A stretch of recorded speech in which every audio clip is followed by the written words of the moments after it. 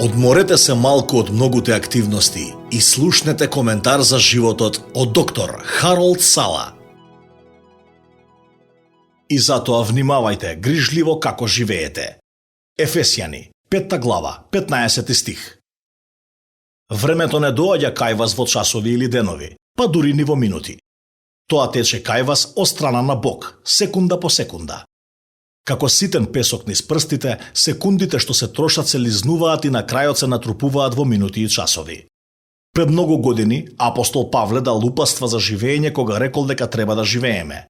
Не како немудри, туку дека ние треба да го исползуваме времето затоа што дните се зли. Ефесјани, 5 глава, 16 стих. Кога ние би требало да ги преведеме зборовите на Павле во нашите животи, ние ќе треба да направиме неколку работи.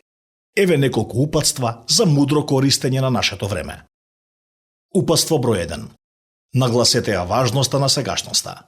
Дали ја започнувате вашата работа на време или секоја задача ја вршите во последен момент. Ако тоа се однесува на вас, причината за тоа е што ја започнувате работата, а потоа вниманието ви одвлечено на друга страна. Знаете како оди тоа. Треба да направите нешто, па го земате вашиот телефон и мислите: само еднаш ќе го зирнам тоа. Или треба да ја исчистите вашата маса и треба да завршите некоја обврска. И наеднаш првото нешто што го забележувате е дека часот поминал. Еве едно добро мото кое треба да се практикува. Направете ги работите сега. Тоа што го правиме не е она што не изморува, туку тоа што не го правиме е она што навистина не изморува и не загрижува. Упатство број 2. Имајте план како да го искористите времето на чекање.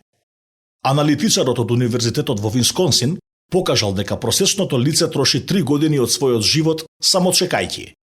Анкетата на Галуп избрала 100 случајни луѓе.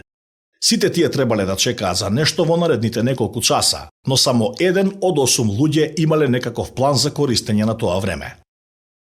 Упатство број 3. Оценете колку време трошите за извршување на разните барања. Нема доволно време да направите се што сакате, па ќе треба да утврдите што навистина е важно. Направете листа на приоритети. Ова значи дека ќе мора да научите да кажете не. Кажете го тоа љубезно, но кажете го доволно цврсто за луѓето да разберат што им кажувате. Што е навистина важно во вашиот живот? Дали тоа е имање повеќе пари или подобра работа? Дали тоа е имање време за секоја омилена рекреација секоја недела? Ќе треба да одредите што всушност е вредно во животот. Кога Христос бил тука, тој имал нешто да каже за нашето време и за неговата правилна употреба. Тој рече: барајте го најпрвин Божјото царство. Матеј, 6 глава, 33 стих. Тој сакал да каже дека човекот мора да одвои време за обожавање и молитва, мора да одвои време за да научи како да живее. Исус знаел колку е лесно да се брза низ животот додека одеднаш не ја погледнеме смртта во лице и тогаш сваќаме дека сме биле презафатени за она што навистина било важно.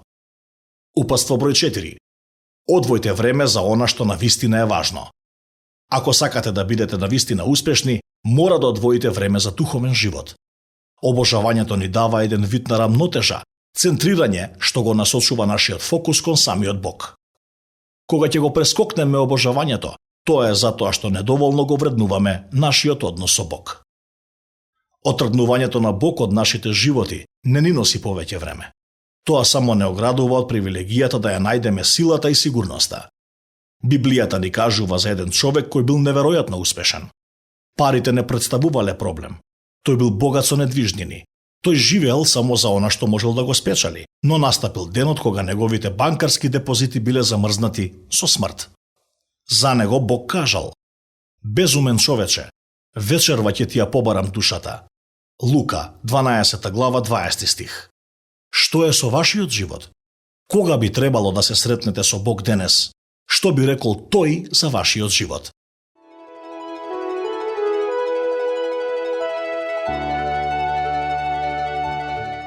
Што току го слушнавте доктор Харолд Сала во овој коментар за животот.